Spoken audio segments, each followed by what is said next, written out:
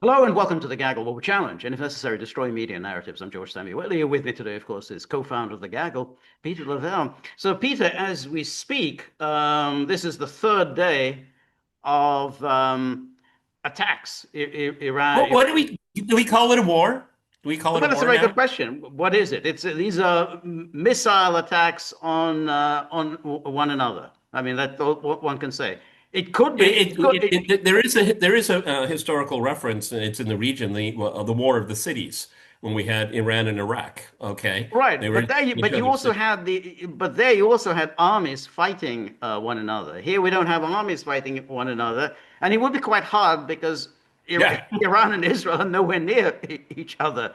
So, but nonetheless, they're exchanging. Now, the extent of the damage and the casualties, we still don't really know, because we know that on the first day, Israel they killed off a number of the military leadership.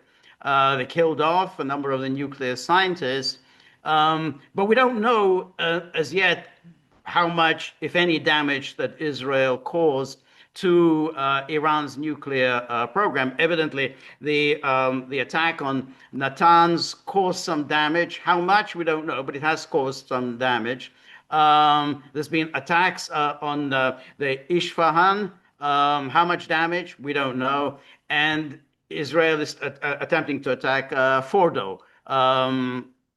That doesn't seem to have caused any real damage. Well, the rule of thumb is that Fordo is that's going to be the toughest nut to Right, crack. exactly. Yeah, Okay, but okay, again, and I think this will be the kind of the core of our conversation is all these places have been attacked. A refinery, a oil depot right. has been attacked. Okay, George. Okay, I see like a short 8 to 10 second video of a huge fire. Does that mean it's destroyed? Is it gone? No, it doesn't actually. It's really quite interesting accidents at these kinds of or sabotage or Right. war. It's remarkable how much it isn't destroyed. It's because the fireball that's what captures your Right. attention, Right. okay? Right. But when it's all put out, it's like, well, yeah, that line, but the one right next to it is fine. Right. Okay, I'm not trying to be an expert here, but I mean, you can easily trick yourself. Also, talking about damage. Everybody, Israel is always under a constant sense of martial law. There was ABC News, that really doesn't make any difference. But I saw really interesting footage today. He's at where Israel's Pentagon is. I don't know the name, but I mean it's in the center of the city. What's on top of it? A shopping mall. Okay, talk about human shields, everybody. Okay, Right. and so he's reporting with his camera guy, and they're right, and then the Israeli. I don't know if it's special services or it's even a firefighter. I don't know. And it's like, keep moving Yeah, away, because that I saw footage, that. Yeah. Yeah. everyone, Yeah. you saw Yeah, I saw that. that footage is not going to be put on Israeli TV. Right. No Right. way. That's right. I think it was. That's Yeah. censored. I think it was a Fox News guy. Ironically enough, who was there. There was a Okay, Fox yeah. News reporter. Yeah, yeah, that's right. Yeah, no, no question. I mean, so Israel has all of its military headquarters, intelligence headquarters, right in the city, right in the city of Tel Aviv. So Israel, of course, is doing its usual thing of screaming, "Oh, Iran is targeting civilians. They're targeting civilians." And of course the media repeat this nonsense, but they're not targeting civilians. They're targeting military and intelligence headquarters. Now, I don't know what damage that does. I mean, I don't know what you achieve by hitting empty buildings, but nonetheless, they're still legitimate military targets. Oh, Um, all the more so, George. The equivalence here, but the Israelis are no, no, oh, no. We know that Israel's Pentagon is there. Everybody knows it's that's there. that's Okay, but right. claiming that a hospital in Gaza is a Hamas Right. center, there's no evidence of that. But we know, everyone knows what the evidence is in the case of Israel. I just want to say that, That when is right. people throw that argument around, we know one exists, the other one is most likely a fabrication. Go ahead. Exactly. That's exactly right. So they're continuing with these attacks on one another. Now, the question, of course, arises is, well, how does this resolve itself? I mean, do they keep hitting one another until they call it quits? They say, okay, well, from midnight tonight, we're not going to hit each other. I mean, that's one possibility. Of course, if that happens, then Israel will have failed. This will have been a total failure on the part of Israel because Iran's nuclear program will still be Okay, all intact. right. Everybody, let's put a pin in that for the Right. time Okay. being. Keep going, George. Or, and this is always a possibility with Israel, Israel escalates in a serious way, which means that they're going to start assassinating the political leaders in Tehran. Could well be, Khamenei, next there, or the rest of the civilian leadership could be, and then of course we have whether is Well, George, if they can get the head of the Revolutionary Guard, they can get. Khamenei, yeah, right, exactly, I mean, come on, logic dictates yeah, here. absolutely. But George and I are going to talk about logic dictates in a second. Keep Exactly. going. That's right. So they could do that, and then they could also escalate all of their attack on Iran's ports, Iran's oil refineries. In other words, the economic infrastructure of Iran. Hitting all the gas fields and so on. So Israel could just escalate down that path, and then of course we don't know what happens then because we don't know. I mean, Iran has done reasonably well. It's broken the Iron Dome. It's managed to penetrate the Iron Dome, but we don't know Iran's true capabilities. We don't know how No, many and missiles it has. George is absolutely right because an hour before we convened, Israel's running out of missiles. Oh, another news report. Iran is almost out of missiles. Yeah, yeah, exactly. I We don't don't know. know. I don't know. Yeah, I don't know. we don't know because Israel has obviously hit some of his missile sites of Iran. They've hit their missile production sites, so we don't know how much damage Israel has caused. So we'll have to see whether who can sustain this level of fighting. Now I want to sort of talk a little bit about the sort of strange events that have led us to this point because we did a number of podcasts and I think we generally took a fairly cautiously optimistic I think Yes. cautiously optimistic tone that it seems like Trump really doesn't want to go down this path of a war with Iran. He doesn't need it. It's not his issue. He's never been particularly concerned with that. And there's a reasonable deal to be had. Iran Okay, really there we wants. go. Okay. There we go. There you go. Okay. Mhm. Well, George, I'll say it in my words real quick. Okay. We constructed a theory of the case based on publicly known facts and basic political calculus. Okay. And I think we did a good job. What went wrong, George? That's What exactly went wrong for what us? what went wrong, and that Because what I'm saying is we developed very solid, methodically, thoroughly thought out cases, okay? and you, And we got it wrong. yep. But it's because of we jumped in hip deep trying to figure all Right. this all out, which was the trap in itself. Exactly. That's exactly it. And all the way up until last Thursday when I did my live stream and I made a sort of a cautious prediction. I said, I don't think Israel's going to do it. I think it just makes very little sense for Israel to go ahead, do this without the backing of the United States, because it's, I mean, Israel is now under attack. This is the great success of Netanyahu's policy. Israel is now Yes. under attack. People are going in underground shelters. I mean, wow, you've really done a good job here. You're really protecting us. Maybe, in a very small, limited sense, they understand what people in Gaza have been experiencing for 20 months. Right. Exactly. But that's the thing. The Israelis have enjoyed this very nice life. They have a very nice life. It's like if you're an Israeli, your life is pretty much like somebody living comfortably in an And American leafy yeah, suburb. this is this is Los Angeles in the Middle East. Yeah, exactly. Very, very nice.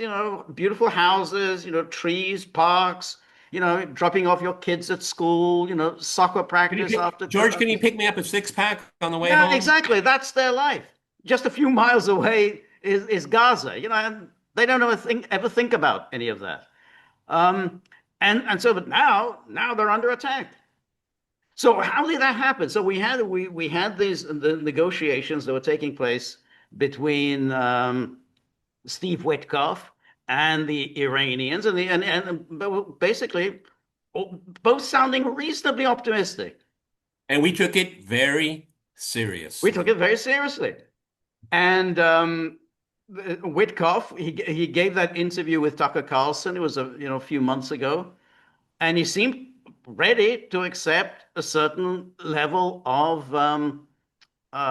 enrichment. Iran should be able to enrich, whatever 3.5% or whatever.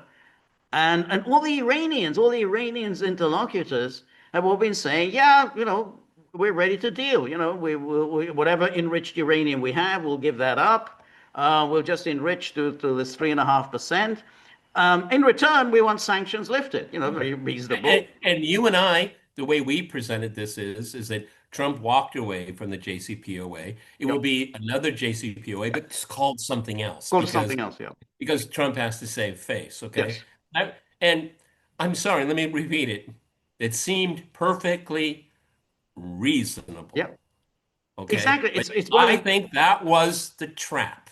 but that's the thing. There are conflicts where you say this is a difficult one. I mean, like Ukraine. We talk about Ukraine. I Okay, mean, that's a difficult one. I mean, there's no easy out there.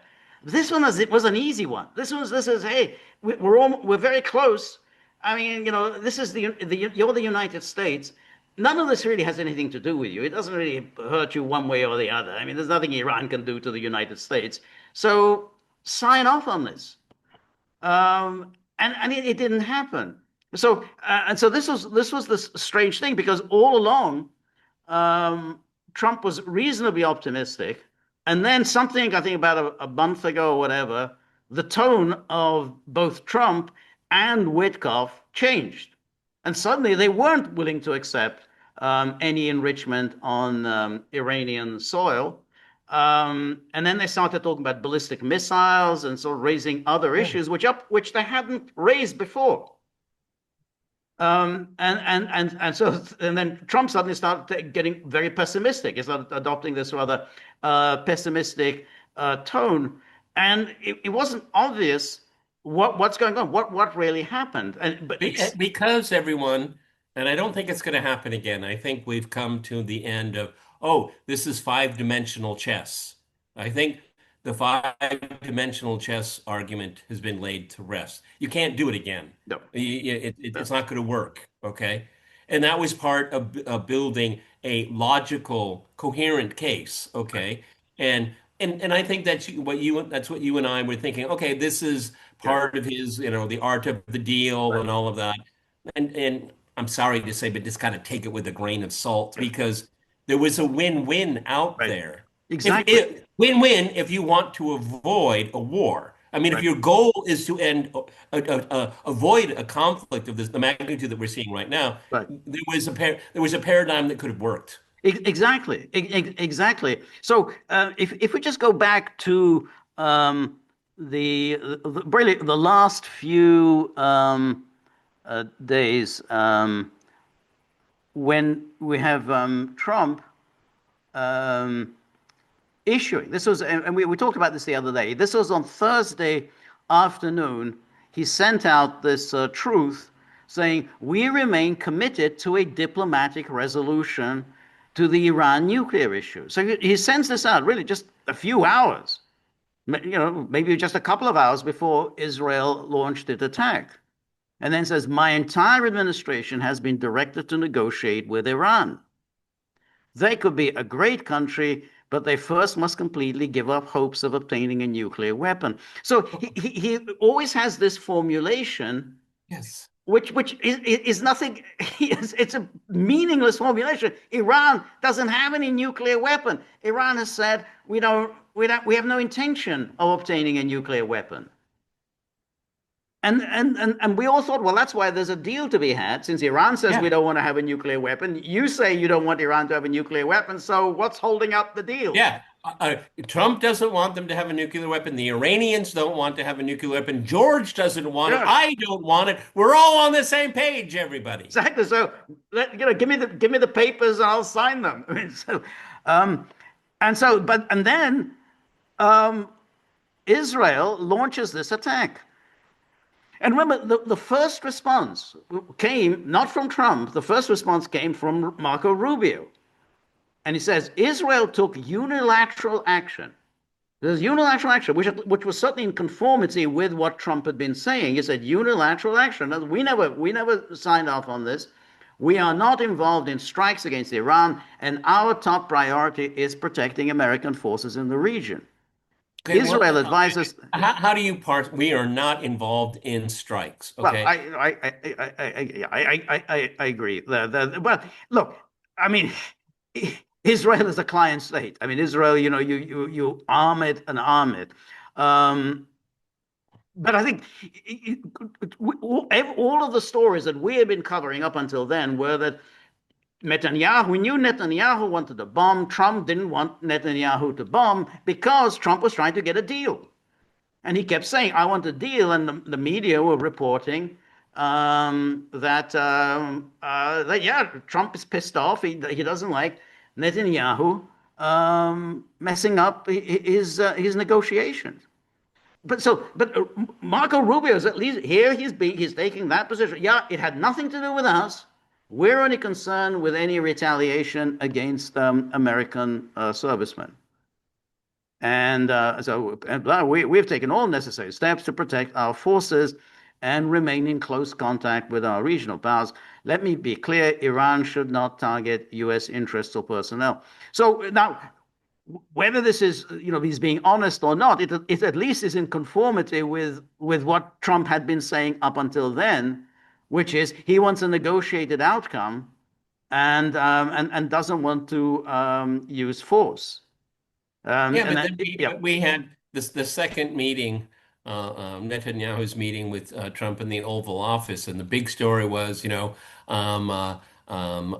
Trump said no to Bibi. Okay, two visits in rapid succession. yeah, Okay, Mike Walls is fired yeah, yeah. doing this. Yes, exactly. Exactly. That's right. And I think we'll talk about this later. How does this make Trump look? It doesn't make him look good. I mean, um, and then here, and then I mean, I'm George. I mean, it was Marco Rubio's mess. Is that just the first damage control? that was the first. When Rubio issued this statement, and I was watching this in real time, and the media were reporting it. Wow, this is really cold. This is cold. He is distancing himself from Israel. Wow, oh, well, this is cold. They were upset. All the talking heads were upset about how Rubio was pretty much letting Israel, take the heat. Wow, oh, man, you can't do that. Israel is our greatest friend and ally in the world, and you're just simply throwing it to the wolves. And then Trump got in touch with Brett Baer, and then Trump said, "Oh, he was aware of the strikes beforehand." So he kind of blurts this out. No surprises, but the U.S. was not involved militarily, and hopes Iran will return to the negotiating table. So this line by Trump was truly idiotic. Because if you were aware beforehand and you don't do anything to stop it, well, at the very least, you're an accessory after the fact. I mean, if you know someone's going to commit murder Yeah, and you but don't and you don't do anything to stop it, you're an accessory. Trump sabotaged his own ceasefire. Gaza, Yes, now he's sabotaged his own diplomatic initiative. yes, yes, that's right. And then he makes this fatuous hopes that Iran will return to the negotiating table. Um, Who and who told who told him that? and then again, Trump, Iran cannot have a nuclear bomb, and we are hoping to get back to the negotiating table. We will see. There are several people in the leadership that will not be coming back.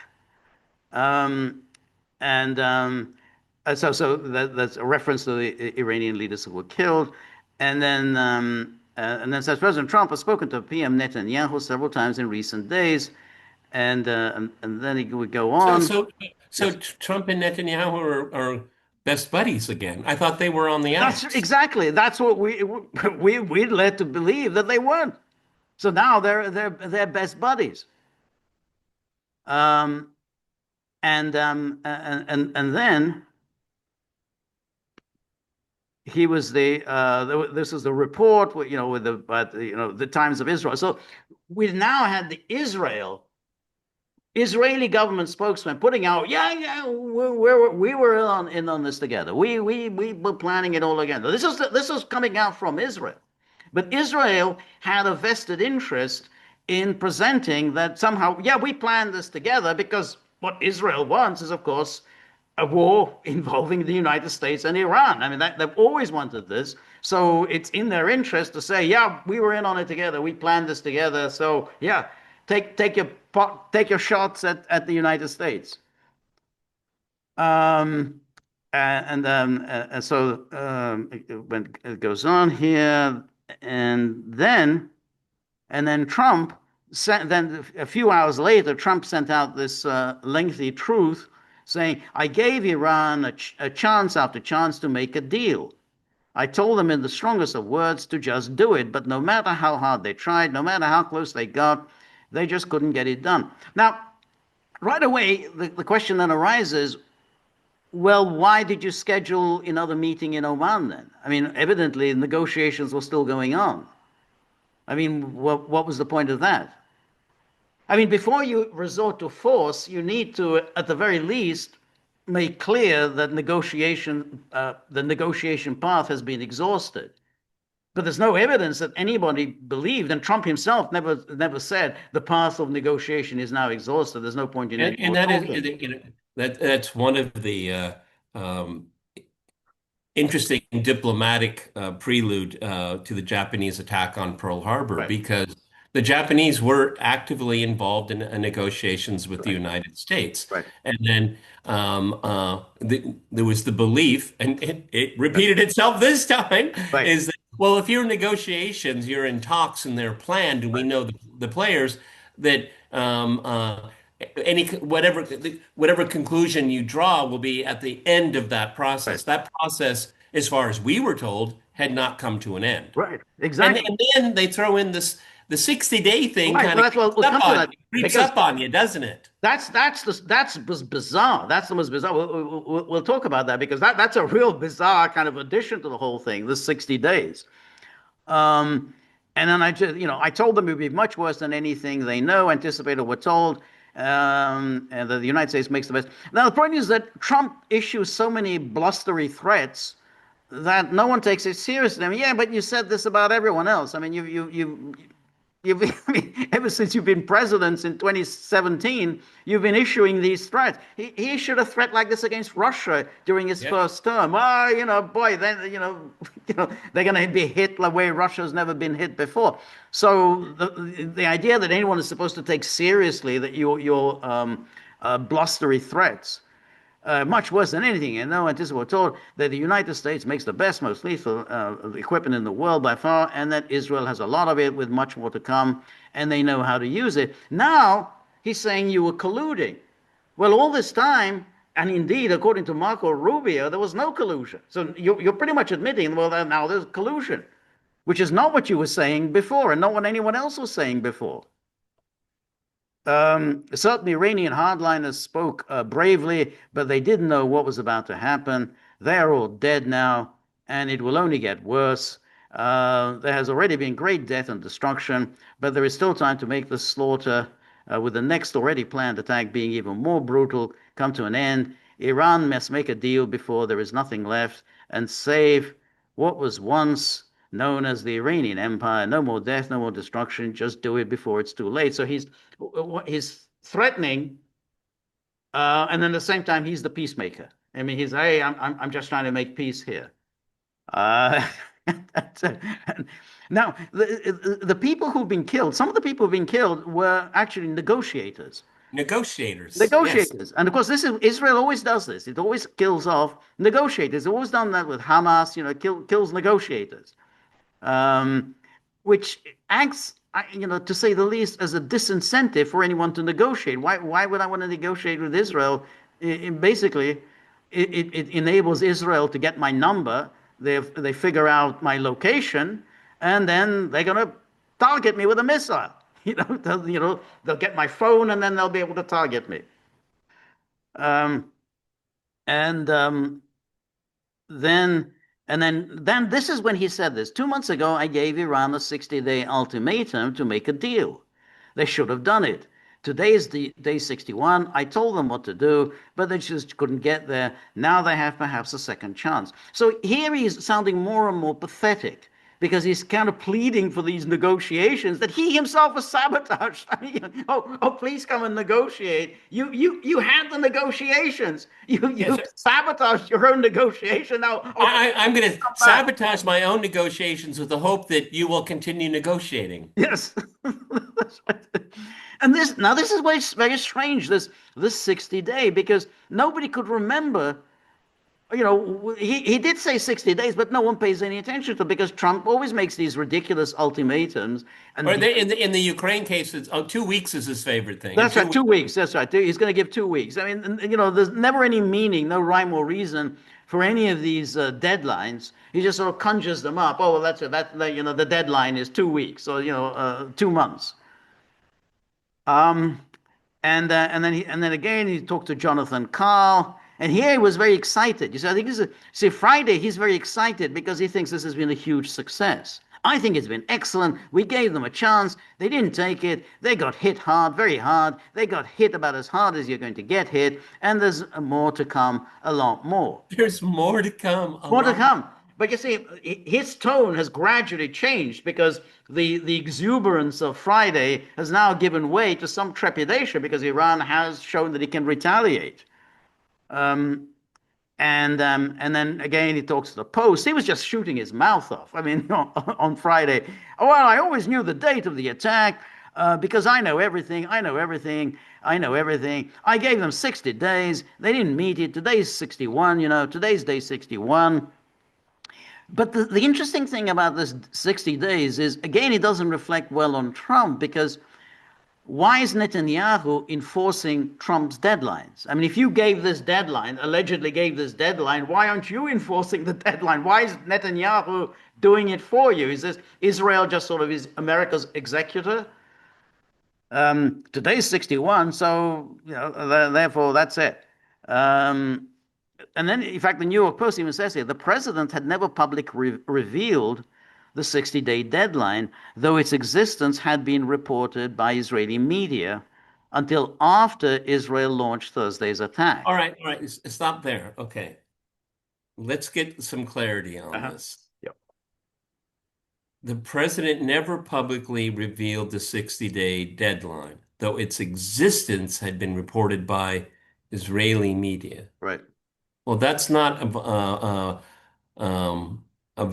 valid source for me. No, No, no, because I'm kicking myself right now. I mean, did we ever talk about a 60 no, day? no. No, I don't that's remember why this I'm at all. just saying, where is this coming from? Right. I don't remember this at all. I mean, maybe it's like one of, there's always so much news going on. Maybe, he said at some point 60 days. And I just simply, in one ear and out the other because Trump I says don't so know, many things. George. I think that we both missed this. Yeah. No, no. Right.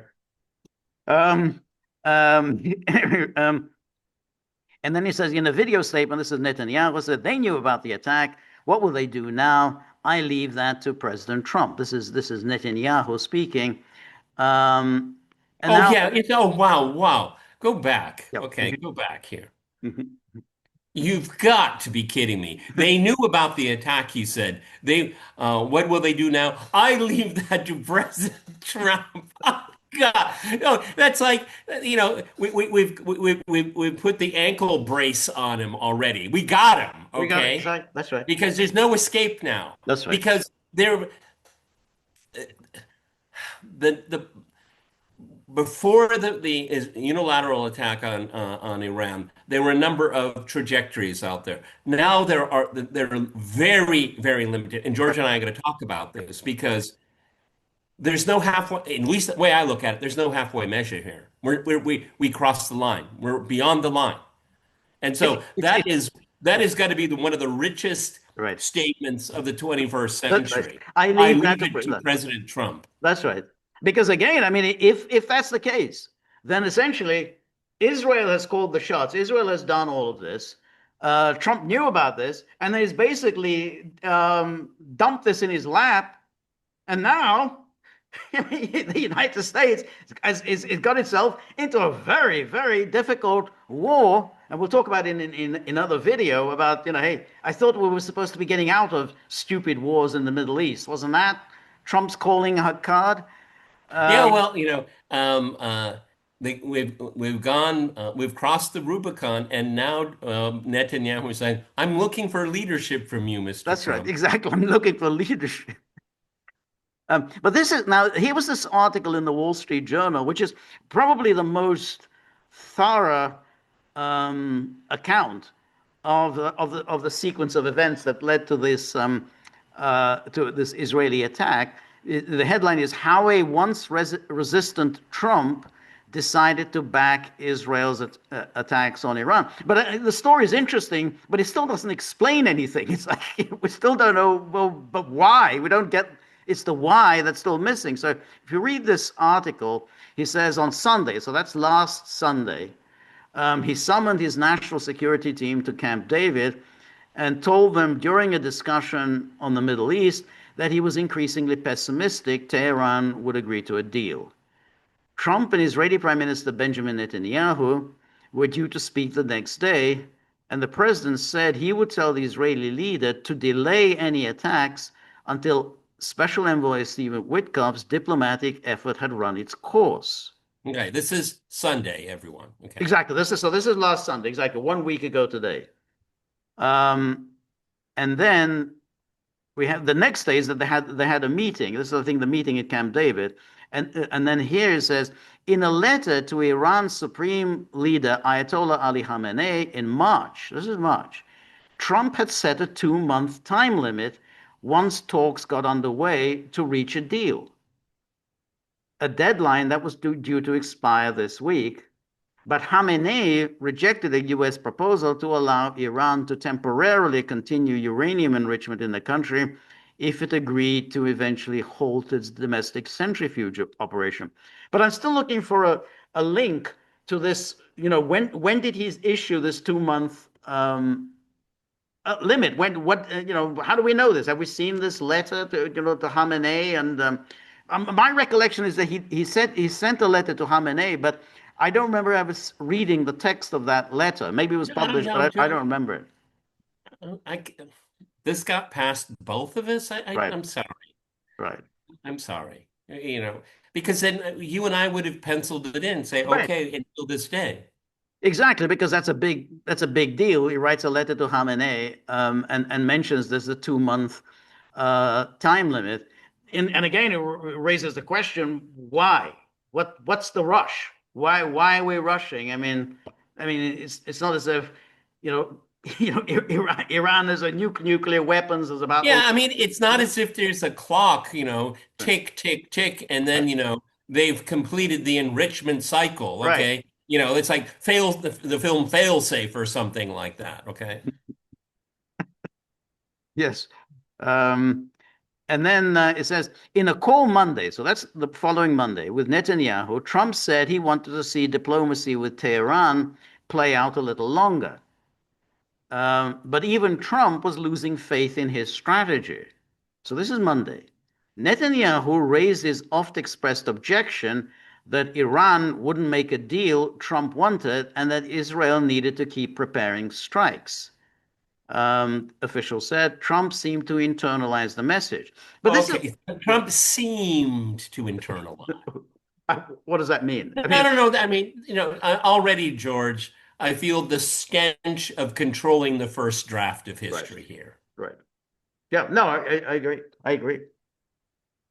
But what is again interesting here is that Trump didn't see that Netanyahu didn't want these negotiations. I mean, we talked about this over and over again that Netanyahu is against negotiations. You remember that time when Netanyahu was in Washington and Trump announced, "Oh, we're going to meet in Oman this weekend to start negotiations." This is not good news. Netanyahu, that's the last thing Netanyahu wanted. So why is he having these discussions with Netanyahu when he knows Netanyahu wants to absolutely just sabotage any possibility of negotiations? Well, and now it brings up the question arises. So, why was Netanyahu in Washington? Was it to meet Trump, or was it to make plans with Mike Waltz? Yeah, I know exactly, exactly. Um, Netanyahu had been seeking to head off US-led negotiation with Iran over its nuclear program for years. Yes, arguing that only the destruction of its vast enrichment centrifuges and other facilities could guarantee Tehran wasn't secretly developing a bomb. The Israeli leader rejoiced when Trump, in his first term, tore up the 2015 nuclear deal brokered by then President Barack Obama, and he recoiled when Trump pushed for a tougher agreement during his second term in office. So he recoiled when Trump pushed for it. So why is he right in the thick of these talks? I mean, if this is Trump is pursuing his own policy that he knows Netanyahu is opposed to, why is he right in the middle of these talks? And then he says U.S. intelligence agencies concluded in January that Israel was considering strikes on Iranian nuclear facilities. So who are these U.S. Is this Tulsi Gabbard? I mean, what are these they concluded in January? I mean, is this under the old Well, it's very leadership? interesting. Yeah, exactly. I mean, I'm sorry, but when in January? Yeah, that's right. Because that's when he came into office. Right, Okay. exactly. In January, and you got a new. There was a new team in place. Um, so they were the ones who said it was considering strikes. The intelligence analysis concluded Israel would push Trump's new team to back the assault, viewing the incoming president as more likely to join an attack than former President Joe Biden. So this is what the intelligence agencies concluded about their own president. Their own president said, "Well, I think it's quite likely that the our boss is going to be pushed into joining an attack to serve the interests of Israel, more likely than his predecessor." That's what the intelligence agencies concluded. That's Well, I mean, but that's what it's essentially. I mean, given Biden's policy behavior vis-a-vis the genocide in Gaza, I mean, so I mean, is there any difference between Trump and Biden here? I mean, it doesn't really look like there's a difference here, right. and Yeah, it also tells us that there was a much deeper methodical plan to pull this off. I mean, right, that's what that what this operation is how to sell it right. before and to sell it after. The planning is immaterial right That's now. yes, yes. But it's still you're still left, and I mean we'll talk about this later today. But I mean it still leaves this question: why did Trump go along with this? I mean here, I mean this we can do all these go through all these details of all these meetings and whatever, but you're still left scratching your head. Why did Trump agree to this? Well, also, I mean, there's so many smoking guns here. Maybe that's part of the plan. But oh, it was an excellent attack. Right, Oh, I thought you were against this whole right. endeavor, That's and right. now you're shining it up. right, it's almost as if, look what I've done. right. Okay. Yes, actually, Donald Trump, look what you've done. Exactly, exactly. Um, and then he says, in a sign of mounting concern about an Israeli attack and Iranian response, the State Department. So the State Department is concerned about an Israeli attack and the Iranian response. The State Department on Wednesday ordered the departure of all non-essential personnel from the U.S. Embassy in Baghdad and authorized the departure of non-essential personnel and family members from Bahrain and Kuwait. At the same time, Defense Secretary Pete Hegseth authorized the voluntary departure of military dependents from across the Middle East. But you're left then with the question, well, if you're concerned about Israel, why did you get on the phone and tell Netanyahu to knock it off? Don't do it. I mean, rather than do all, well, we're going to get the personnel out, just tell him, don't do it. Yeah, it's kind of like saying there's um, an narcissist in the neighborhood. He might have matches. Okay. Right, that's right. Exactly. So we'll organize our departure. We'll leave. Hey, how about you get him arrested? Stop him doing it. Okay, but George, okay, again, this is like exploding my head. There seems to be different power centers or nodes that are acting and reacting to Right, information, disinformation, all of these things. I don't see the overarching nature of right, all of this. It seems to me just an enormous amount of incompetence and acting and reacting to yeah, different right, um, appeals, desires, right, willfully misinterpreting right. um, Yeah, what the president wants, what he means, what we could do for him, what we can get away with right, in right. regard. I'm having a hard time absorbing this to see it as some kind of holistic whole. I agree, and that's why I mean, we start off with one thing, which is there's the negotiations taking place, everything moving smoothly, and then suddenly it veers off course for inexplicable reasons, and then you have all these people in the administration, senior people at the highest levels, some of the most important people in the country, um, and they don't seem to have any of them don't seem to have any ability to figure out how do we stop this. I mean, Yeah, remember, I mean, it's mounting concern. Okay, exactly. so you Yeah, have mounting concern. So your mounting concern made you withdraw personnel. But if you had mounting concern, why aren't you calling the Israelis and saying, if this continues, we're going to have to start moving our people. I mean, they're reacting the wrong way each that's right. time. They're reacting the wrong way, and I guess one would have to say that there are deep divisions within the administration. There you go. There you go. Yeah, because We're just this far away. We're that's almost right. there. Come on, Yeah, push, push. That's that's what it looks like to me. right. We're almost there. We've been working on this for 30 years. We're That's almost right. Yeah. there. But remember, I mean, 2015, Obama moves ahead with the JCPOA. The Netanyahu does his usual thing, his hissy fit, rushes to Washington to address the joint session of Congress, starts his usual hysterical bloviating. Obama wasn't moved at all. Obama didn't even meet him. Obama went ahead and signed the JCPOA. Yeah, and as Obama was leaving office, even though they abstained at the United Nations, they had watched the settlement expansion in the West Bank.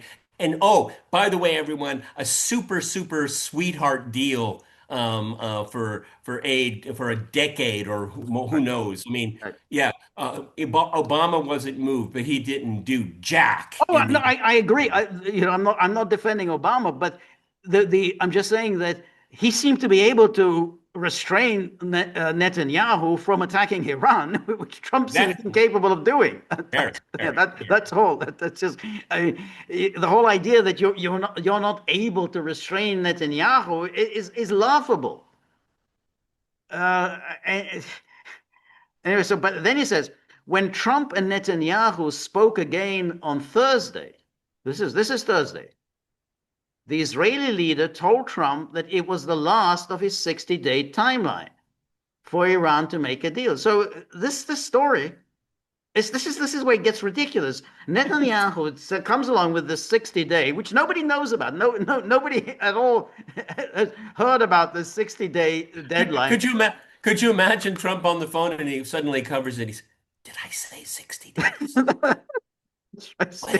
When did I? Bibi, hang on for a second. When did I say 60 Yeah, days? that's right. Did I say exactly? Did I say Mr. six? President, Israeli media reported it. That's right. Israeli media reported it. This is why it's getting absurd. It is. So 60 days because you imagine they're sitting there, Rubio is sitting there, Hexeth is sitting there, Tulsi and whoever, and he asks, "Did I say 60 days?" And they all kind of look at each other and they think, "I don't know, what did he? I mean, I don't know. He says so many things, I can't remember. Maybe he did And, say." and, and, and JD Vance was probably playing a video game on his phone. Go ahead. So I was like, "Oh, all right, No, that's JD Vance has acquitted himself very badly in all yes, of this. yes, yeah, that's right. No, but to be fair, as a vice president, you don't get to do much. I mean, your only job as vice president is you're there, to take over at a moment's notice. Um, but so it says it was the last day of his 60-day timeline for Iran to make a deal. Israel could wait no longer. This doesn't make any sense. This is Trump's deadline. What's it got to do with Israel? Israel could wait no longer, Netanyahu said. So why is Netanyahu enforcing Trump's deadlines, which only apply to the United States because he's the president of the United States? So why is he enforcing deadlines on behalf of the United States? Um, and then, so Israel had to defend itself and enforce the deadline Trump himself had set. So Israel had to defend itself uh, against what? Against what? Exactly. Because because we have Israel has to attack Iran because it could get a bomb. Right. So you attack it because, but it still doesn't have a bomb. Yes. Uh, Yeah. Because that's right. He has to defend himself. And we talked about this the other day. Israel has been saying Iran is weeks away from having a bomb since 1992. 1992, I think, was the first time Israel made that claim about Iran. Um, and this has been going on year after year. And other presidents had actually basically had told Netanyahu to, not just Obama, George W. Bush. Netanyahu tried to pull this on him, on George W. Bush as well. And Bush told him, no, we're not going to bomb Iran. well, speaking of George W. Bush, David Ignatius is up to his nasty work Right. again. I want to Did come you- to that. That Oh, argument. okay. I'll Yeah, we'll save come, it. we'll Go come ahead. to that exactly. Exactly. Very apt about George W. Bush. Oh, Exactly. that's nasty, dirty business. Nasty. That's right. Um, so Trump responded that the U.S. wouldn't stand in the way, according to administration officials, but emphasized that the U.S. military wouldn't assist with any offensive operations. But this is very strange because why did Trump respond that the U.S. wouldn't stand in the way? Why did he do that? That's a major decision that you've just taken. Oh, how you just sort of he's on the phone and you just make this decision? I mean, shouldn't you at least call your National Security Council, your cabinet, to make a decision of this magnitude? Oh, he said, oh, U.S. wouldn't stand in the way. I mean, this has huge implications for the security of the United States. And he just said, oh, okay, well, we won't stand in the way. We don't know yet, everyone, obviously, but this could be the seminal benchmark date of Trump's second term. Right. Yes. Oh, I won't stand in the way. Uh, the- okay, all right, Exactly. You won't stand it. Well, okay, all right. right. And so, you think, okay, and why exactly? Um, and then, this is so Trump here is still making the rounds. And he's, Oh, says, Trump says he decides what America first means. Okay, well, we'll talk about this one a little bit later about America first. And then Trump after these couple of days of these attacks on one another, Trump seems to have cooled his enthusiasm. So he sent out on Sunday this Oh, truth. when I said I wouldn't get in your way, I didn't mean that when you're explaining, you're Exactly. losing. That's right. The You're U.S. had, explaining, you're losing. that's right. That's exactly. He says the U.S. had nothing to do with the attack on Iran tonight. Um, Now, I'm a bit puzzled why tonight. Why did you have anything to do with it the night before? But okay, let's think about that. Oh Um, yeah, this is very curious. Is this after the first retaliation? right, exactly, because Okay. this he published this on early Sunday morning, so he's really talking about what happened on Saturday.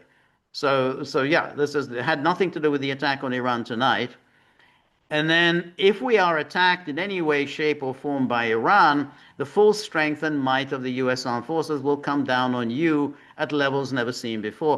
However, we can easily get a deal done between Iran and Israel and end this bloody conflict. So, again, this is a head scratcher. What deal between Iran and Israel? I mean, so far you've been talking Okay. about the denuclearization. Now you're talking about something else, some sort of a deal between Iran and Israel. What deal? Is there However, some we sort can of a deal easily in the get to works? however, we can easily get to get a deal done between Iran and Israel and end this bloody conflict. But 24 hours before, he said, "I'm not going to stand in your way." Right. I'm not going to stand in your way. Now end this bloody conflict. I What do mean, you, well, what makes you think getting a deal is easy now? Apparently, it wasn't easy before, right. and now the principals are at war with each other. So, how can it conceivably be easy? Exactly. And This you is said, absurd. I won't stand in your way. What do you think is going to happen? You're attacking a big country, a big industrialized country. And you say, well, we won't stand in your way. Well, yeah, it's And going to a be a bloody country, conflict. a country that we know, because it was tested last year, that will defend itself. To Right. what level of capacity? I don't think We don't, we, anybody we will don't know know. yet. Yeah. Yeah. But they can do it. Yeah. So No, I won't stand in your I way. won't stand in your way. Just without any kind of the convening any sort of meeting or anything. Oh, Netanyahu told me this is day 61. So I didn't. So in other words, he's pretty much saying, "Oh, I didn't know it was day 61." I just forgot about it. Oh yeah, he reminded me, and I said, "Okay, well, if it's day 61, it's day 61." And so he's going ahead. Now he's got a bloody conflict on his hands. And then he says, "Well, we had nothing to do with the attack on Iran, except that you said I'm not going to stand in your way." Um, and this, and we'll talk about this, but this is on his watch, and this is his war. There was no need for this. This isn't any of the other things. Oh, this is Biden's war or whatever. This is yours. It required Trump in the White House for this to happen. Exactly. And in the next couple of news cycles, well, it was the Israelis' decision. No, this was Trump's Right. decision. Okay, because we all know the eventuality, almost the inevitability of the escalation ladder being Right. put into play. What does Right. escalation ladder mean? It means U.S. armed forces, Right. okay, directly involved in this. I That. won't stand in your way. Right. Within 1 week, Donald Trump, Right. That's this is going to be your legacy. that's right. And this is where it gets very interesting because here's this article from Barak Ravid. He's this is Axios guy. He's very well tuned in to Israeli government circles, and he says Israel urges U.S. to join war with Iran to eliminate nuclear program. No question, Israel is doing this. I mean, I don't doubt that that's what they want. Um, and he says Israel has asked the Trump administration over the past 48 hours to join the war with Iran in order to eliminate its nuclear program. The big picture: Israel lacks the bunker buster bombs and large bomber aircraft needed to destroy Iran's Fordo uranium enrichment site, which is built into a mountain and deep underground. The U.S. has both within flying distance of Iran. All this was known, incidentally. Everyone has known about Fordo for years and years that Israel doesn't have the capability to attack them. So again, when Trump said, well, I'm not going to stand in your way, you knew Israel doesn't have the capability to attack Fordo. They're going to need the United States to come in. And remember that time when Trump moved those B-2 bombers on Diego Garcia? You know, that was also kind of a, well, what's that about? And but I mean, that was all kind of forgotten about. Now, now he's saying, hey, well, if we don't do it, then we've failed, and then Well, we'll have it's failed. We will have failed this in our endeavor. I really, I mean, this is kind of morbid, sick humor, but the U.S. has both within flying distance. Right? It's almost like, by the way, Oh yeah, okay, we've got the bunker buster we've bombs. already, they're there.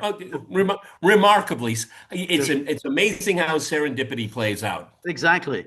And large bomb aircraft needed to destroy. I don't like Axios as the big picture. What Oh, I know that's the way they it throw it. drives me mad. I don't I like it. agree. I agree. But what I like about Access is, first of all, the articles are short. That's always merciful, and they are well well connected. I mean, the people who write they do know the people in power.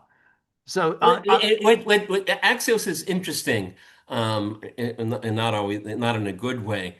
It's they're very good at being concise. yep, They're very good. It's fact driven. I don't deny that, yep, but they're bending the yep. arc Oh all yeah, the time. They're always bending the arc. yep. But I mean, all of these long sentences, they're very fact driven. Right, Okay. exactly. There's Those no pouncing in that's all. right. That's right. It's not Politico. Okay. Well, that's the thing. The people who founded Axios, those guys, they were the ones who founded Politico. Then they sold Politico to Axel Springer, and Politico is rubbish. But what originally they had in Politico was actually pretty good, and so they're doing this now. Politico is unreadable. There's nothing in Yeah. Politico. But this is worth reading, irrespective of its slant.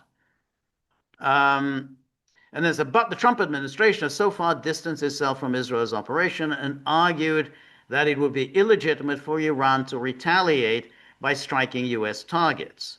Okay, but Trump did say it was excellent. I don't, that's not distancing. Yeah, yeah, that's right. Um, Directly attacking Iran, even if the U.S. involvement is limited to bombing a single site, would pull the U.S. directly into the war. Yeah, I think. Yeah. I mean, Yeah. to attack Yeah. Iran, yeah, you're kind of in the war. However, It's not like saying, I'll give you one free punch. Okay. exactly one free punch. However, if Fordo remains operational after the operation ends, Israel will have failed in its goal to eliminate Iran's nuclear program. So that's This is what I mean about see, that's concise. It's actually factually driven. Okay. But it presupposes, well, we don't want to get there to that well, point. We have that's to right. do things before. Yeah. But at the same time, that's the pitch. That's going to be the pitch of Netanyahu. He's going to go to Trump and he's going to say, well, we can stop bombing now, but we will have failed. And that means you will We have failed. said this on Friday, That's right. George. That's right. We Exactly. said this. This is our last chance. Right. We did the grunt work. That's right. We did the grunt work. We've taken out the basics here. We Okay. just need that one final push. That's right. We said this on Friday. That's right. That's right. That's right. So he's presenting Trump now. Well, it's a fait accompli because if we call it off now, we will basically Iran will celebrate they've won, and that means they've won over you. They've won. They've You. defeated the United States. That's going to be the pitch. I mean, it's a psychotic thing. I mean, it's like in Doctor Strangelove when General Jack D. Ripper launches this completely unprovoked attack, in the knowledge that essentially the United States will now be committed to going to nuclear war against the Soviet Union, even the one that he has provoked. I mean, he has done this. So it's like Israel has provoked this, launched this, and now he's saying, well, now you have no choice but to follow up and hit the Fordo. Um, Behind the scenes, an Israeli official claimed to Axios that the US might join the operation and that President Trump even suggested he'd do so if necessary in a recent conversation with Netanyahu. Here we go down the slippery slope. Yeah, Each step is a little bit more slippery, and you that's fall a little bit further, and you start losing your balance. Here yes, we go. that's right. A White House official denied that on Friday. A second U.S. official confirmed on Saturday that Israel had urged the Trump administration to join the war, but said currently the administration is not considering it. Okay, this is interesting. This goes back to what we said about 15 minutes ago. These different nodes, these different individuals. It's I mean, does the White House know what the White House knows? I don't know. I don't know. It's. I mean, the whole thing is because when Rubio issued that statement, that was right away, just within minutes of this attack. That was that. I thought that's the line of the administration. And Rubio did it was meticulously formulated. We had nothing to do with it. Our only concern is protection of American servicemen. Then Trump goes off and starts shooting his mouth off, giving all these interviews, blurting out all sorts of things about, yeah, I knew all about it, and this is really excellent. So Yeah, but completely so, stepping but on Rubio's message. yeah, but see, the Israelis bombed Iran and Trump bombed Marco Rubio. Exactly. I have to wonder what's going through that little man's head right now. I mean, he must be losing his mind. I think so. But I I think mean, even to the point he probably feels paranoid. he probably does. But this actually, it's not bad for him because if this turns into a Oh, he can play the. Oh, yeah. yeah, Oh, he's got the goods. He's He's got the got goods that you he's and I got the talked goods. about. He's got the goods. And if this turns into a fiasco, total fiasco for Trump, he will come out of this pretty well. Hey, I said this has nothing to do with us. We don't want to get involved in this. I And it was was actually more MAGA than Trump. and it was Witkoff. I had nothing to do with those Exactly. negotiations. That's right. And he's been doing that very well, keeping his distance from everything, quietly sitting on the couch, saying very little. And so In the center of the couch, the worst place to the sit. worst But place to then sit. again, that's the place where you have the least Least visibility. visibility, and whenever you ask him, he doesn't do any plotting or any kind of devious maneuvers. He's President Trump. He's the master thinker of all of this. It's everything is really him. He makes all the decisions. I don't. He makes the decisions. So that's going to be his pitch.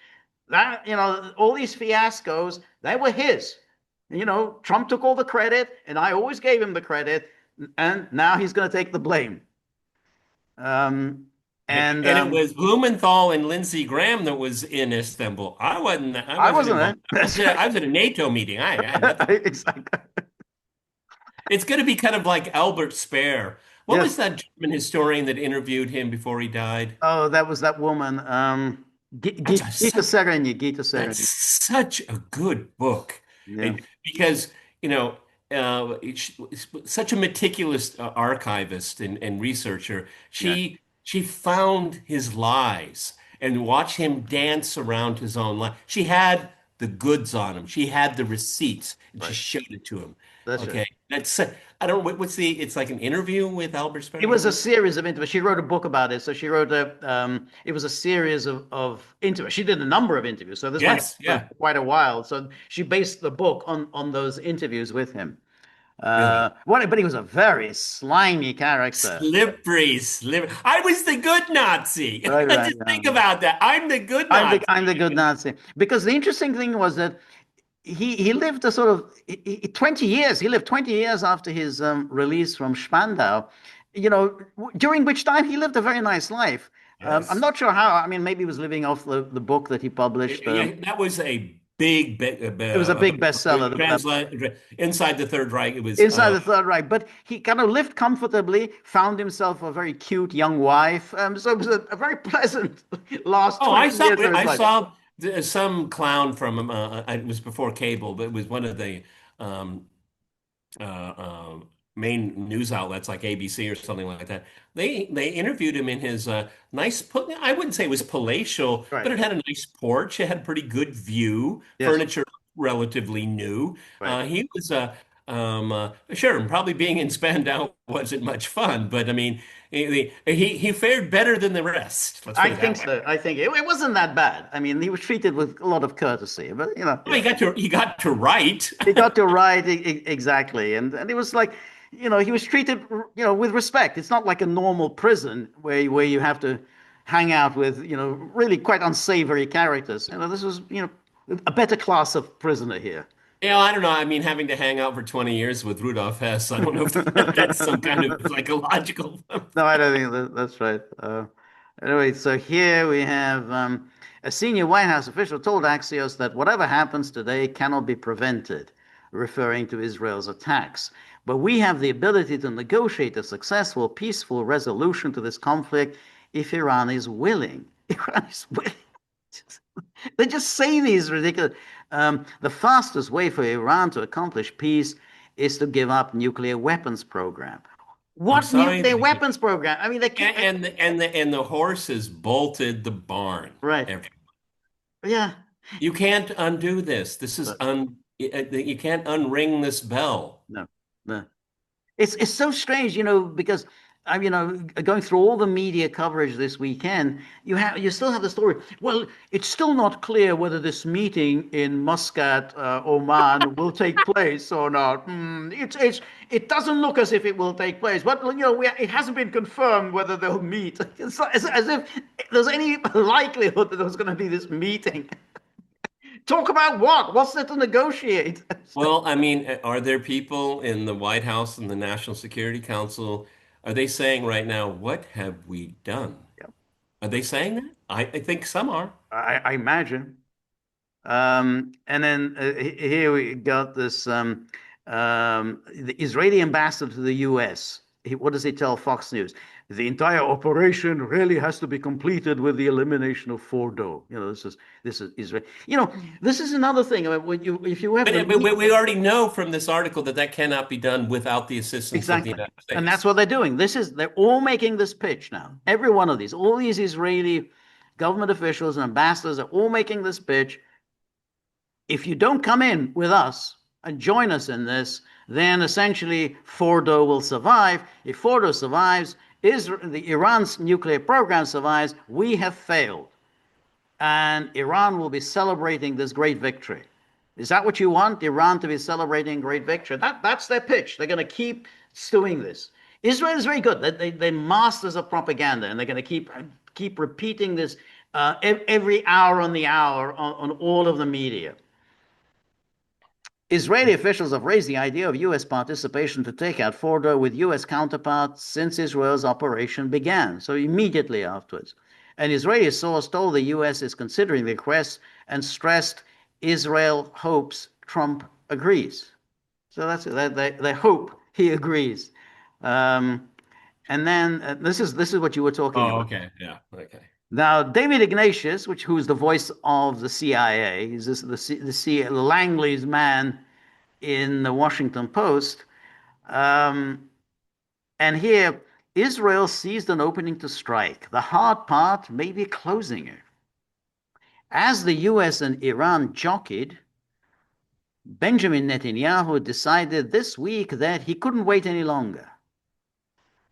And then he says, Israel struck decisively Friday in what its leaders have called the head of the snake. Well, that's Israel struck decisive. Well, that's not aging well. I'm sorry.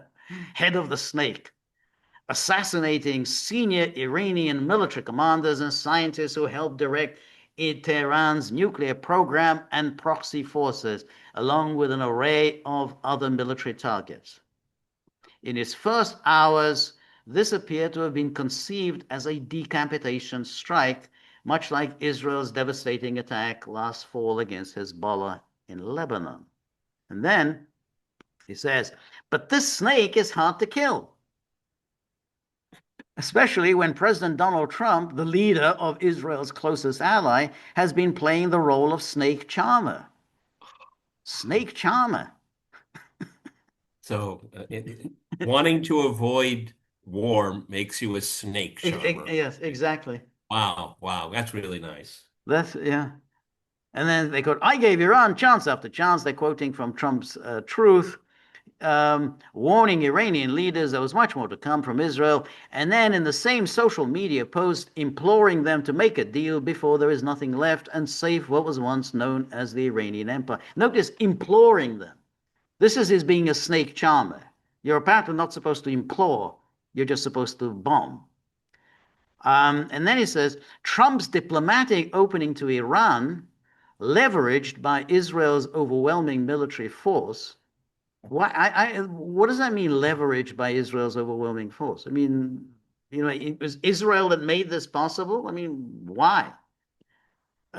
Is among the Well, most. but if there's Israel's overwhelming military force, then why are they trying to recruit the U.S. into the? I don't understand this. It doesn't make any sense. That's like, I mean, what they're saying is that Iran is terrified of Israel, and therefore Iran was willing to negotiate with the United States. Well, so why didn't that apply when Obama? I mean, Israel has always been overwhelming. I mean, Obama seemed to be able to tell Israel, or at least Obama was able to negotiate with Iran. And so I don't understand this diplomatic opening, which Obama had done. He ignored Israel, but now it's but apparently it's Israel.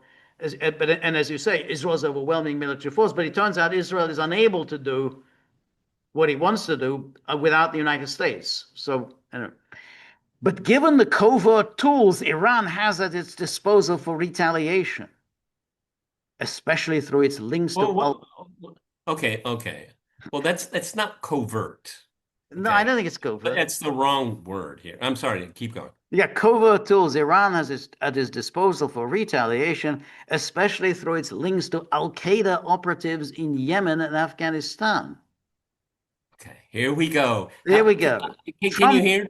Can you hear the drumbeat to? Oh, the Iraq War. Iraq War, exactly. Because remember, the Iraq War, the crucial part of it, and this is where Jeffrey Goldberg played such a pernicious role, was to link Saddam Hussein to Al Qaeda.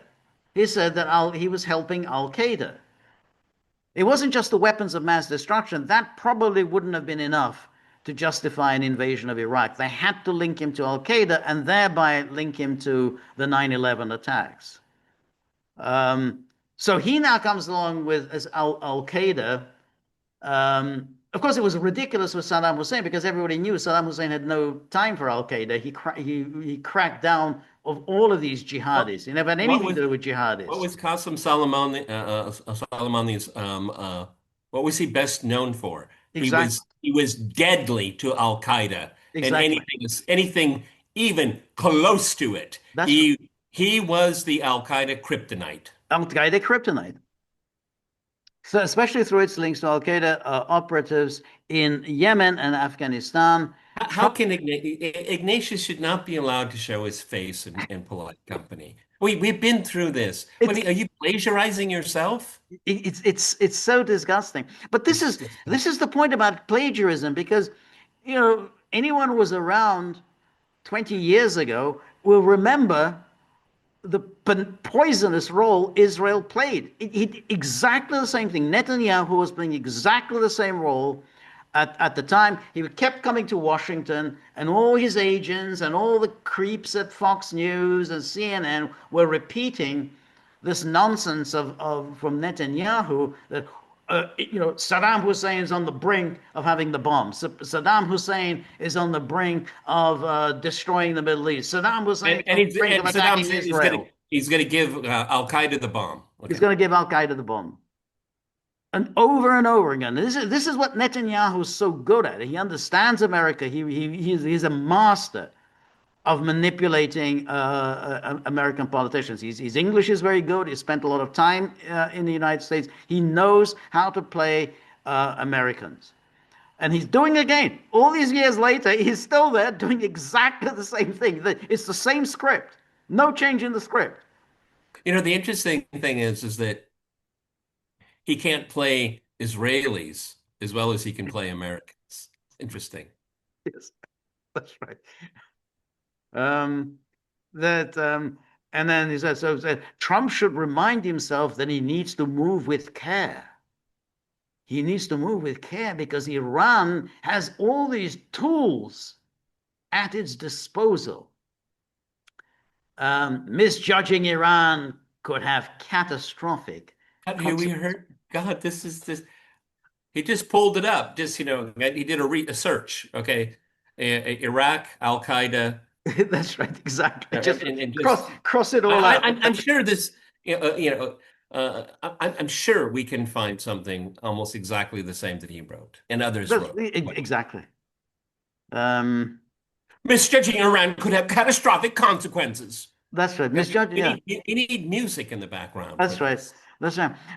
And again, when then it raises the question, well, if that's the case, maybe you should have thought before attacking Iran. I mean, I mean, if Iran is so dangerous with all its dark, covert Al Qaeda connections, well, maybe it's not the best of ideas to attack it.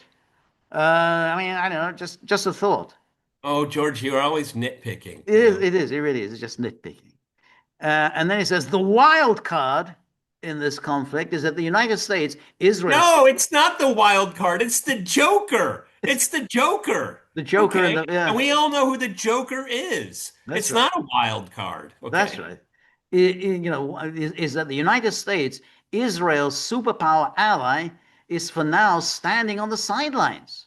As if that's supposed to be a bad thing. Exactly. For now, standing on the oh my God. And then rarely, listen to this, rarely has a US Secretary of State made such a cold-blooded statement of non-alignment as Marco Rubio's in the opening hours of the attack. Cold-blooded. Man, you're cold-blooded. He said that this was a thing, this was unilateral. You mean apparently he was supposed to say, right, we're right behind you. You know, we're sending in our bombers after you. Cold-blooded. We are not involved in the strikes against Iran, and our top priority is protecting American forces in the region. That's cold. That's cold. And Protecting American soldiers. Oh, yeah, that's just, yes, God, that what the man must have vinegar for blood. Yeah. exactly. As Iranian retaliation escalates, oh no. It's hard to imagine Trump resisting what will be a growing political pressure to intervene on Israel's behalf. And by late Friday, Axios reported that the US military was assisting Israel in unspecified ways. The link simply said that they were helping, helping Israel intercept Iranian missiles. Um, so that's the U.S. help. They're helping to Isn't it interesting as Iranian retaliation escalates? It's hard to imagine Trump resisting. I mean, you don't want him to resist. I mean, That's right. That's come right. on, Hard to imagine. everybody. You can't resist. But this, if that's the case, then you think, but that's catastrophic. You mean it's catastrophic? Is in other words, Israel has launched this attack, and now, Iran retaliates. Well, what do you expect Iran to do? What do you expect countries to do? They'll retaliate. And now, oh well, it's going to be very hard for Trump to resist getting involved. In other words, we're heading towards another war in the Middle East, and Against a very sophisticated country it's been under sanction, and that's the biggest complaint among Iranians. I encourage everyone to take a look at some of the footage that Max Blumenthal recorded when he was on his recent trip. Very, very eye-opening for me. I really liked it. But these are not fools, okay? They're not foolish people. That's a highly intelligent, highly sophisticated, ancient right. civilization, okay? And most of what they have is homegrown. It shows that it's a testament to their ingenuity. And plus, they don't want to die, everyone. Jeez. So I mean, yeah, the level of dishonesty in this reporting that just and this is just a snippet of it. yeah, Okay, yeah, we've all been here before, that's right. and That's right. That's exactly. I mean, everyone who just remembers that, remembers those awful days of in the preparation for the invasion of Iraq, and all you needed was a little bit of common sense. I mean, imagine. So you have these warmongers of the time today saying, "Well, maybe we got it wrong. Maybe some of the intelligence was incorrect." No, no, no, no. This was deliberate. We knew at the time Saddam Hussein didn't have any weapons of mass destruction. How did we know? Because he'd been under sanctions for more than 10 years, and the we weapons. got the intelligence wrong. You ignored the intelligence. That's what That's you right. got wrong. Yeah, that's right. And they had the weapons inspectors, and they all said, "We haven't found anything. He doesn't have any." Remember Hans Blix? Hans Blix was there, said, "They don't have anything." And they were just determined to go ahead. And lo and behold, when they went, they said, "Well, he doesn't have anything." Well, Well, George, what makes it worse is that we have evidence that Iran can retaliate. We had that last year, okay? So this is a known, okay? And from what it depends on who you want to listen to. That's the fog of war, unfortunately. But it looks like they just sent the message. We can send a wide variety of drones and missiles and ballistic missiles, and we can hit when we want to hit something with right, some pretty good precision. right, And we did. We didn't go there to kill civilians. We just wanted to show you that we can get our missiles where we want them. And they proved that, right, okay? And now we're doing this. right. That's right. That's right. So just in terms of how does this resolve itself? Now, we put forward a couple of scenarios. One, hey, they say we're not going to hit each other anymore. If that happens, of course, then Israel has failed. Iran will say that, yeah, we got it. We prevailed. That's going to be a humiliation, and Netanyahu is going to immediately start badgering everyone in the U.S. government. We need to do this again. Just like they did after Gulf War One, right? Hey, we didn't get rid of Saddam Hussein, so they badgered and badgered Well, and badgered for 10 years until finally the United States invaded Iraq. So they're going to do that, or it escalates. And well, I think that the first scenario, I don't think Netanyahu, and George and I have always cautioned people about writing his political yeah, eulogy, but I would think it would be hard for him to survive this one. Okay. Now, unvo- we'll use October 7th as a benchmark. I don't want the whole world to revolve around that, but let's just for the time being use that. I I'm on the record saying over and over again that this is a gambit to solve all problems at the same time. I do not see de-escalation, George. I would love to be wrong. I'll put it all over social media. I was wrong and I'm glad. But I don't no. This has started. It's not there's going to be no compromise. I don't see any compromise on either side, okay? You're right because this would be in every sense of the word, a defeat for Israel. That's something that they can't abide by. Okay, they cannot. And the Iranian, the mullahs defeated us. That's something that's unconscionable for them. They can't comprehend that. Okay, George said it earlier, and it's not said enough. They expect to have an L.A. Bel Air existence in the center of the Middle East and do it with impunity. right, Okay, and they truly believe that. right, Okay, and all of the forces in the region that have been cowed, they're going to look to Iran like they used to look at Hezbollah. right, Okay, but Iran will be the Hezbollah that won. Okay, right. I just don't see it part of the for lack of a better term, I hate the term neocon. We've got this far, we're this far away. Yeah. What do you mean back off? What do you mean to escalate? We just have to go one more step. Just kick in the door. The roof is going to collapse. You're out of your mind. We have to continue. That's what's in play right now. Hard for me to disagree. I think that's it's quite likely. Now, what would work against that? How is Israel public opinion going to react? I mean, are they really going to put up with weeks and weeks of going into underground shelters, of buildings blowing up. And this isn't firecrackers. All the Hamas used to send these firecrackers in Tel Aviv. They could laugh them off. This is serious stuff. You're blowing up buildings in Tel Aviv. The comfortable existence that you'd had, that's gone. So then, will the Israeli public tolerate this? I mean, how much can they tolerate with No. Netanyahu? I mean, But you have the vast majority that are on board for genocide. I mean, it's hard for me to comprehend the psychology of this body of people because they. I mean, if you're brought up that you're always you're in the center of a storm that wants to destroy you. Okay.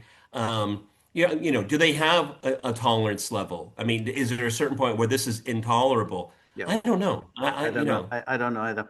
I mean, we also, one of the unknowns is, of course, the capabilities of either side. We don't know what Iran has, how many ballistic missiles it has, and whether it can go on, can sustain a lengthy campaign of lobbing missiles. We don't know. I mean, they're throwing around huge numbers. Iran has 100,000 missiles. Iran is almost out of missiles. Exactly. Israeli, and I'm not going to get into both. Exactly, we don't know. So that's another aspect of this, and Netanyahu they maybe they'll be playing on that. As they say, Iran can't sustain this for more than a few days. I guess we're going to see, but nonetheless, Netanyahu is the one who launched this. So you launch it, you own it, and Israelis would have to think, well, we had a comfortable existence. Now we don't have a comfortable existence, thanks to Netanyahu. As not to mention all the hostages, and people still remember the hostages. Look at all the hostages who are dead, and we haven't got them back. We never got them back. Thank you to Netanyahu. But I think, as you say, the tolerance level of the Israeli public is quite remarkable. So maybe they think Netanyahu will solve all our problems in one Well, big swoop. yeah, but it always circles back to the guy in the White House. Oh, okay. We'll see. We were let down by Donald Trump. Donald Trump let us down, not the American. Donald Trump let us Right, down. Okay. right. I can't even imagine the overdrive of APAC in the lobby in the United States right now. Okay, I don't watch Fox News, but I can well No, imagine. no, no, You yeah, yeah, know, yeah. you know, Right, when Iran retaliated, it was retaliation against America. You could hear that's all this ridiculous rhetoric. Okay, now Trump is. We're going to do this in a second video, but I mean, this is what was it? We repeated it over and over. I won't stand in your way. that's right. Okay. I won't stand in your way. It was that that wasn't a quote, okay? That was It was paraphrased. a paraphrase, but Yeah, I just really want to, will that be the seminal history of the Trump administration? I won't stand in your way. I mean, George and I could be 100% completely wrong on this, but I mean, if he actually said, "I won't stand in your way" in a casual way, just like, "Oh yeah, you've got to go to lunch. Yeah, I won't stand in your way. Go right I ahead." won't stand in your way. So this was a phone conversation. So this wasn't a one-on-one meeting. It was a phone conversation. All right. There were obviously many officials on that call, as they won't. But I won't stand in your way. Netanyahu says this is day 61.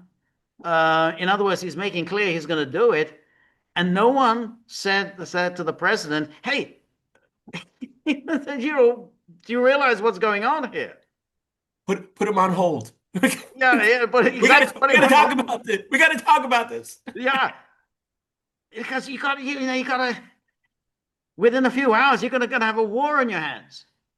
Oh, I won't stand in your way. I mean, don't you, Mr. President, don't you think you should call a National Security Council meeting first? Get a cabinet meeting. This is a very big deal. No, I won't stand in your way. And then I'm going to that thing at the The Kennedy parade. Center a little. No, the Kennedy Center. They had that Les Miserables. I'll go to that, and then I'll enjoy all the usual plaudits. and I will discuss it in the next video. He's not going to be enjoying plaudits for much longer. Enjoy your last plaudits. Well, They're going to be hard to come by in the near one future. of the important, well, probably the most important ingredient for a successful leader, even if you agree or disagree with their policies. When I say successful leader, getting what you want, okay? Margaret Thatcher was an amazing leader, okay? And you can criticize her record Right, until the cows come home. That's right. okay with me. But I mean, she was a leader. She knew Ronald Reagan in many ways was a great leader too. And again, I'm not critiquing his policies, okay? But to get what you want. Donald Trump has shown Yep. such a lack of leadership here. You gasp. You Yes. gasp. Yep. Yeah. Yep. That's right. Well, we'll talk about this in the next video. Okay, another thing, it won't, I'm not going to overlap with the next video, but, and I think you and I will talk about this in the upcoming week, is that with this kind of reporting, now, of course, it's just like the build up to it, and now this kind of first draft thing, there's a lot of distortions. We've tried to reveal them. But George, the Chinese and the Russians are reading the same reports, okay? And they have their own sources. Yeah. Donald Trump, you know, on the world stage, Yeah, on the world stage. I don't see how you recover from this. Yeah, I don't I see. mean the whole tariff thing and all that. I mean, again, George and I've been over this here. I mean, it's like shock and awe. He's like, "Oh, you don't really mean to do that." And Right. then, then there's negotiations, and then, Right. and then George has pointed out to me, and oh, well, maybe farm workers are exempt. Yeah, I mean, yeah, yeah. everything is collapsing. Right. Right.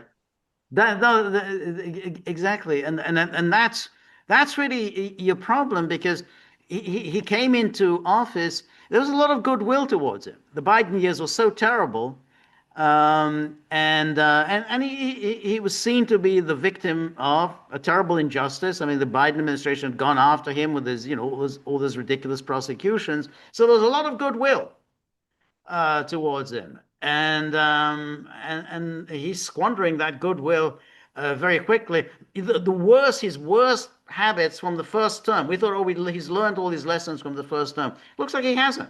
It's the same thing. He's kind of all over the place, having an extraordinary confidence in himself. Very bad for any leader. You